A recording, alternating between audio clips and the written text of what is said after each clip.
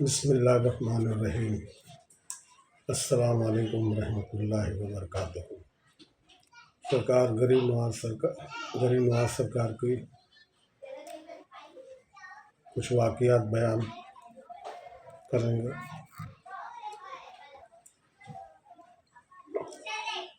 اجمیر شریف میں آپ کی تشریف آوری۔ 10 محرم کو آپ اجمیر میں تشریف لائے اور آخر وقت تک یہی رہے۔ اس زمانے میں اجمیر اور دہلی کا حکمراں راجپوت راجا پتھورا تھا۔ اس نے حضرت کے قیام کی بڑی مخالفت کی اور جب وہ خود ان کو نکالنے میں لاچار رہا تو ہندو جوگیوں کو اپنے جادو سے حضرت خواجہ صاحب کو پریشان کرنے کے لیے مقرر کیا۔ ایک نامور یوگی جے پال سے حضرت خواجہ کا مقابلہ رہا، لیکن آپ اپنی روحانی طاقت و کرامت سے اس پر حاوی رہے۔ جوگی نے حضرت کے ہاتھ پر اسلام قبول کیا اور اپنے جے پال کا اسلامی نام عبداللہ رکھا اور اس کو خلافت بھی عطا فرمائی۔ آپ کی ہدایت کا سلسلہ جاری رہا۔ تھوڑے ہی دنوں میں آپ کی تعلیم و تبلیغ سے پتھورا کے ملازمین نے بھی اسلام قبول کر لیا۔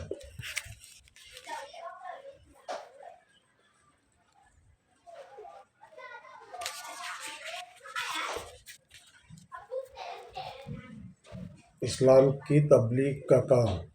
ہند و پاک سے سب سے پہلے اسلام کا پرچار حضرت شیخ اسماعیل بخاری تھے، جو 1005 عیسوی میں لاہور آئے۔ آپ ایک عالم تھے۔ آپ نے اپدیشوں سے بہت سے لوگ سیدھی راہ پر آ گئے۔ شیخ اسماعیل بخاری رحمۃ اللہ علیہ بعد حضرت شیخ علی حجویری عرف داتا گنج بخش اپنے طور پر لاہور گئے۔ ان کو زہد، تقویٰ، علم و فضل، تبلیغ و ہدایت و ویکتتو کی کوشش کے کارن بہت سے لوگ اسلام لے آئے۔ ان کے علاوہ شیخ شرف الدین گارجوجی رحمۃ اللہ علیہ، یوسف درویزی ملتانی رحمۃ اللہ علیہ اور کچھ دوسرے مسلمان بزرگ بھی ہندوستان تشریف لائے۔ چونکہ ان کے تبلیغی پریاسوں کے کارن ہندوستان میں مسلمان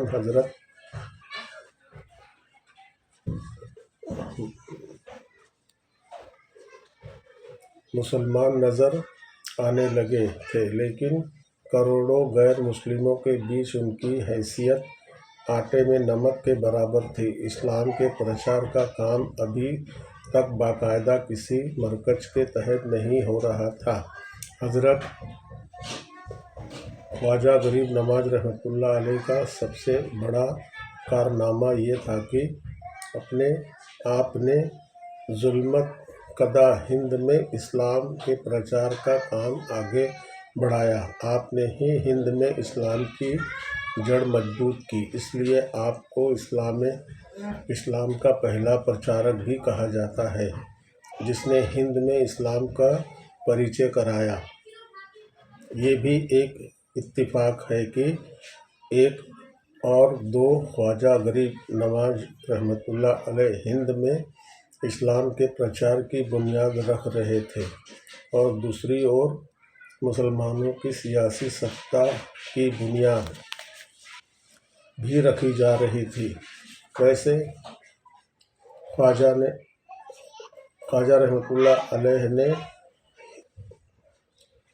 علیہ ہی سے بڑے خراب حالات میں اسلام کے پرچار کا کام شروع کر دیا گیا تھا، لیکن مسلمانوں کی حکومت آ جانے کے بعد آپ کے مشن کو طاقت مل گئی اور کچھ ہی سالوں میں لاکھوں اللہ کے بندے اسلام میں داخل ہو گئے۔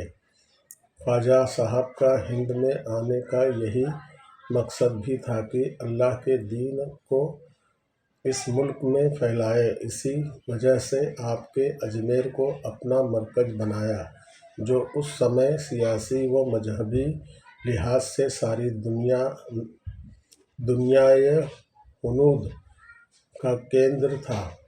کفر و شرک کے اس کیندر میں کچھ ہی سالوں کے اندر اندر خواجہ رحمۃ اللہ علیہ نے پرواسوں سے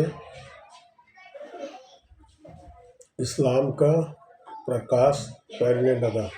اجمیر اسلام کا پرچار کا ایک بڑا کیندر بن گیا۔ اس پرکار حضرت خواجہ کی تبلیغی کوشش سے ہندوستان میں ایک مہان روحانی و سماجی کرانتی نے جنم لیا، اور اس لیے خواجہ صاحب کو نائب رسول فی الہند کہا جاتا ہے۔ تبلیغ کا طریقہ: اجمیر میں خواجہ رحمۃ اللہ علیہ 50 سال رہے۔ اس اودھی سے آپ کی تبلیغ سے جو نتیجہ سامنے آیا وہ سب کو معلوم ہے، لیکن آپ کے اسلامی پرچار کے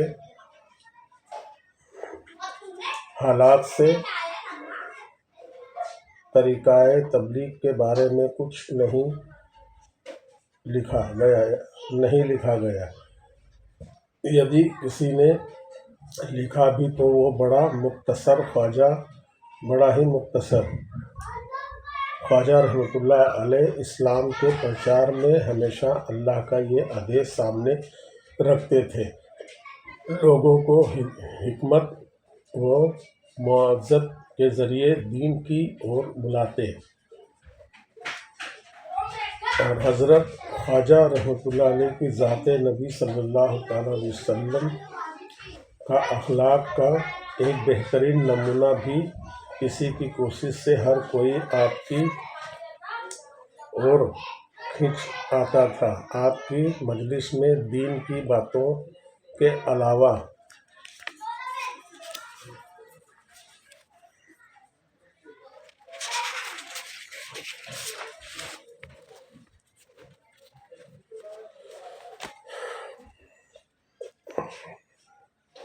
تہذیب و تمدن کی بھی شکشا دی جاتی تھی۔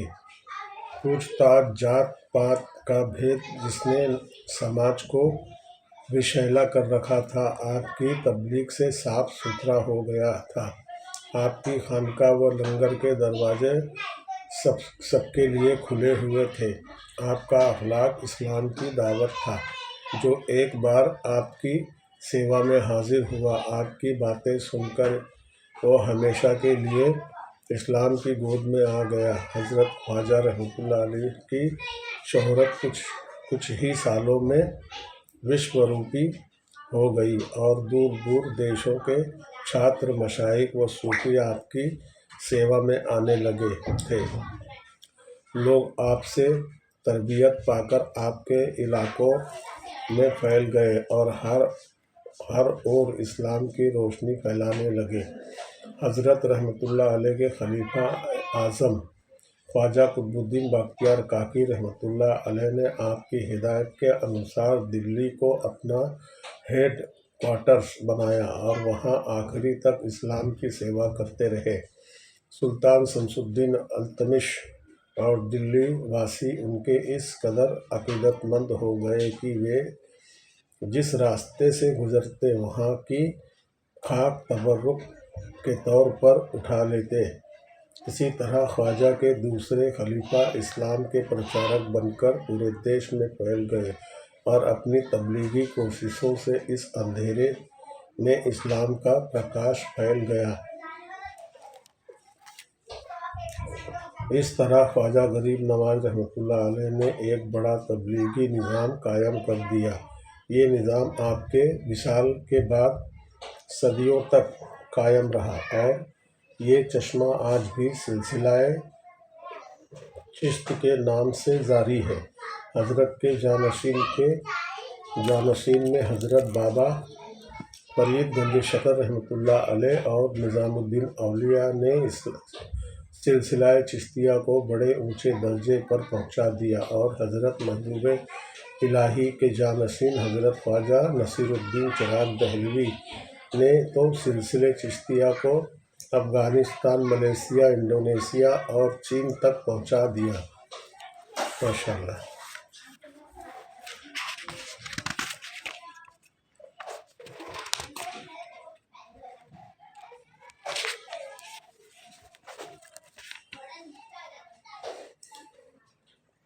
غریب نواز حضرت غریب نواز رحمۃ اللہ علیہ غریبوں کے، مسکینوں کے لیے رحمت و محبت کا پرتیک تھے۔ غریبوں سے پیار کرتے تھے اور ان کی ضرورتیں پوری کرنے میں کوئی کسر نہ اٹھا رکھتے۔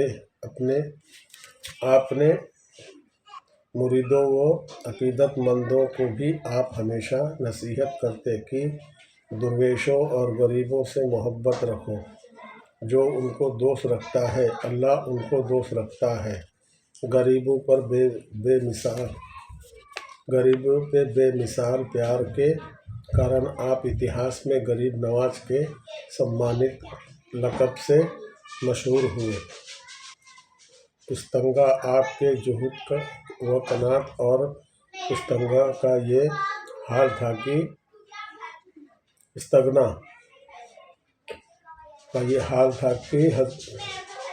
بادشاہ اور امراء آپ کے عقیدت مند تھے، لیکن آپ نے کبھی کسی کے سامنے ہاتھ نہ پھیلایا اور نہ کسی بادشاہ یا امیر کے پاس کسی دنیاوی مقصد کے لیے چل کر گئے۔ یدی کبھی کوئی نظر آپ کی سیوا میں پیش کی جاتی تو اسے اپنی ذاتی استعمال میں نہ لاتے، بلکہ غریبوں میں بانٹ دیتے یا تبلیغی کاموں پر خرچ کرتے تھے۔ دان ویرتا حضرت خواجہ رحمۃ اللہ علیہ نے اپنی خانقاہ میں ایک بڑا لنگر جاری کر رکھا تھا، جس کو ہزاروں غریب و مسکین چھاتر مہمان روزانہ پیٹ بھر کر کھانا کھاتے تھے۔ اس لنگر کے دروازے ہر ویکتی پر کھلے تھے۔ جو خانقاہ میں آ جاتا اسے کھانا مل جاتا۔ اس میں ذات پات اور دھرم کا کوئی بھید بھاؤ نہ تھا۔ کبھی کبھی تو لنگر کا خرچ حساب سے بڑھ جاتا تھا، لیکن آپ کو بالکل دکھ نہ ہوتا۔ اسی طرح کوئی حاجت مند اور سائل آپ کے در سے کبھی خالی ہاتھ نہ جاتا۔ اللہ تعالیٰ آپ کو بڑا شاہانہ دل پردان کیا تھا۔ آپ کی دان ویرتا پورے عالم کو فائدہ پہنچاتی رہی۔ سادگی خواجہ غریب نواز رحمۃ اللہ علیہ کی سادگی کا یہ حال تھا کہ لباس جگہ جگہ پابند لگے ہوتے تھے اور بیسی رنگ برنگے اتیانت سادہ دوہرے کپڑے کی بکھیاں والا لباس پہنتے تھے، اور جب وہ کافی پرانا ہو کر پہننے کے یوگیہ نہ ہوتا، آپ اسے پابند لگا کر پہنتے رہتے۔ پڑوسیوں کا حق آپ پڑوسیوں کے حقوق کا بڑا خیال رکھتے تھے۔ یدی کسی پڑوسی کا انتقال ہو جاتا تو اس کے جنازے کے ساتھ اوشیہ تشریف لے جاتے۔ دفن کے بعد جب دوسرے لوگ واپس چلے جاتے تو آپ اکیلے قبر کے پاس بیٹھ کر مرنے والوں کی مغفرت کے لیے دعا مانگتے۔ مریدوں سے محبت حضرت خواجہ رحمۃ اللہ علیہ کو اپنے مریدوں، خلفاء اور ان کے ملنے جلنے والوں سے بڑی محبت تھی، اور ان کے فیض باطنی سے زیادہ فائدہ اٹھانے کے لیے لگے رہتے تھے۔ جن دنوں بابا فرید الدین گنج شکر مسعود رحمۃ اللہ علیہ اپنی جوانی میں مجاہدات و ریاضت میں لگے رہتے تھے، حضرت خواجہ غریب نواز رحمۃ اللہ علیہ اور خواجہ بختیار کاکی رحمۃ اللہ علیہ دونوں ان کے حجرائے عبادت میں تشریف لائے۔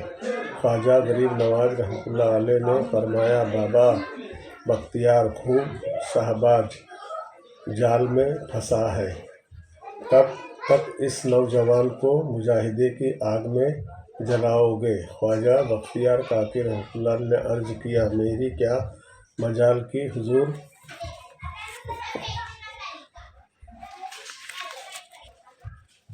آپ حضور کے سامنے اسے کچھ بخشو۔ حضرت خواجہ غریب نواز رحمۃ اللہ علیہ نے فرمایا، بابا یہ مرید تو تمہارا ہے۔ اتنا فرما کر اچانک آپ کی رحمت کا دریا جوش میں آ گیا اور فرمایا، آؤ دونوں مل کر اسے فائدہ پہنچائیں۔ چنانچہ ایک اور سے آپ کھڑے ہو گئے اور دوسری اور سے خواجہ غریب نواز اور بختیار کاکی رحمۃ اللہ علیہ، اور درمیان میں بابا فرید الدین گنج شکر رحمۃ اللہ علیہ، اور پھر دونوں بزرگوں نے جو فیض پہنچایا تو خوب پہنچایا۔ نرم دل حضرت خواجہ رحمۃ اللہ علیہ کو اللہ نے اتیانت نرم دل عطا فرمایا تھا۔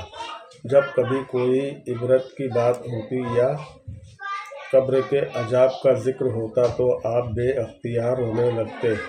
اپنی مبارک مجلس میں کبھی کبھی اللہ کی مہانتا کا حال بیان کرتے ہوئے یا نبی کریم صلی اللہ علیہ وسلم کا ذکر مبارک کرتے ہوئے بے اختیار رو دیتے۔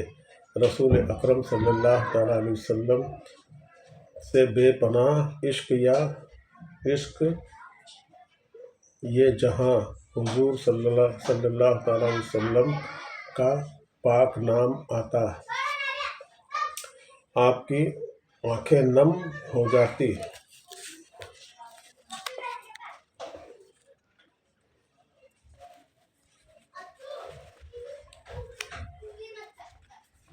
اللہ اگر آپ لوگ بھی کچھ بزرگوں کے حالات سننا چاہیں گے تو بتا سکتے، کوئی سوال نہیں ہے تو اپنا اسی طریقے سے کچھ حالات پڑھ کے بتاتے ہیں لوگوں کو۔ اور بھی اگر کسی بھی بزرگ کے بارے میں کوئی حالات پوچھنا ہے، جانچنا ہے، کچھ سمجھنا ہے، یا دین کے معاملے میں کچھ سمجھنا ہے، یا دنیاوی کوئی مسئلے مسائل کے بارے میں پوچھنا ہے، کوئی سوال پوچھنا ہے تو اس کو جواب بھی بتائیں گے، جو بھی ہو سکے گا انشاءاللہ بتانے کی کوشش کریں گے۔ اور بھی بہت سارے بزرگوں کے حالات ہیں تو اپنے من سے ہم تھوڑا بہت کچھ بھی ایسا بولتے ہیں، بتاتے ہیں، پڑھتے ہیں۔ اگر آپ لوگ کچھ جاننا چاہتے ہو بزرگوں کے بارے میں، صوفیت کے بارے میں، تصوف کے بارے میں، جو کچھ بھی یا دنیاوی معاملے ہیں، کچھ بھی ایسا سوال پوچھنا چاہتے ہیں تو پوچھ سکتے ہیں، بتائیں گے انشاءاللہ۔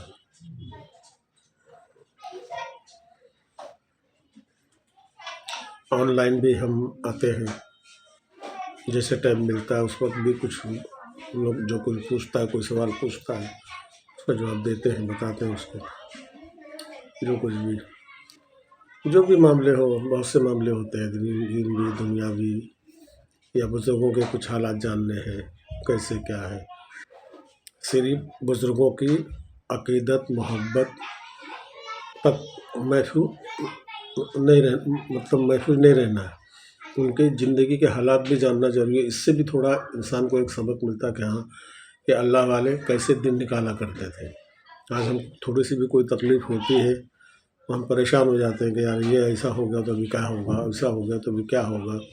اس وجہ سے ہم کافی کچھ بھاگتے، عبادتوں میں بھی من نہیں لگتا ہے نا، بہت سارے معاملے تو کچھ حالات سے ہم اگر بزرگوں سے واقف ہے تو ہم کو صبر و سکون ملتا ہے کہ ہاں ٹھیک ہے، بڑے بڑے بزرگوں پر بھی ایسے حالات گزرے تو آپ نے ایسے درمیان میں جس طریقے سے بھی، لیکن اللہ سے امید، اللہ سے عشق، اللہ سے محبت، اللہ سے یقین کبھی نہیں چھوڑا، کامل رہے، اللہ کی ذات پر ہی کامل رہے، اور اللہ نے وہ حالات ان کے ساتھ کیے تمہارے جیسے گمان ہوتے ہیں، اللہ اس کو ویسے ہی تمہارے گمان کے حساب سے ہی تم کو عطا کرتا ہے۔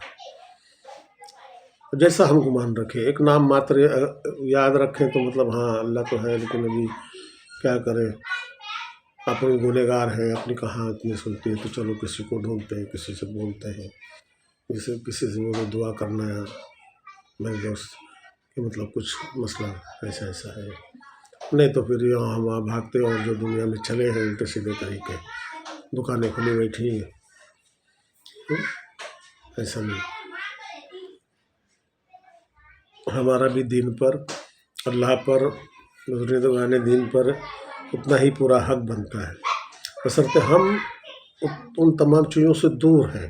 زندگی کی ضروریات میں ہم بالکل ایک دم سے اسے مصروف ہو گئے ہیں کہ کبھی ہمارا دل نہیں ہوتا کہ چلیے اپنے دین سے ہم کچھ اس مصیبت میں کوئی سبق لیں، کوئی رائے لیں، کوئی مشورے لیں، ہو سکتا ہے کچھ اس سے مل جائے، کوئی بتائے۔ تو ایسے ابھی ہیں بھی اور نہیں بھی ہیں، ہم نے سوچا چلو ایک کوئی رستہ ایک نکالیں جس سے مطلب نہ بھی کوئی آوے تو کم سے کم آن لائن یا یوٹیوب پہ ہمارے چھوٹی موٹے جو بھی ویڈیو کوشش کرتے ہیں ذریعے سے، اس کو بس اسی لیے یہ سب کرنا ہے، باقی اور اس کے پیچھے اور کوئی مقصد نہیں۔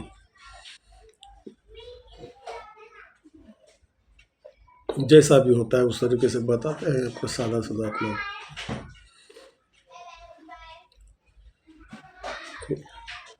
چلیے اچھا، انشاءاللہ پھر کل ملیں گے، پھر دیکھتے رہیے آپ لوگ اگر سمجھ میں آئے۔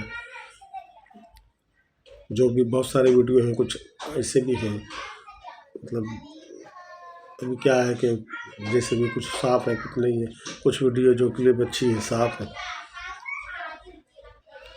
آواز کا بھی تھوڑا سا مسئلہ آتا ہے، یہاں وہاں بازو بازو میں آوازیں ہوتی ہیں وہ بھی آتا ہے، پھر بھی کوشش کرنا آپ لوگ اس میں سامنے جو سننے میں اگر کچھ فرق آتا ہے تو سامنے لکھ کر بھی آتا ہے، وہ آپشن چالو کر دینا تو سامنے لکھ کر بھی آئے گا، تو اس کو پڑھ کے بھی آپ سمجھ سکتے ہیں۔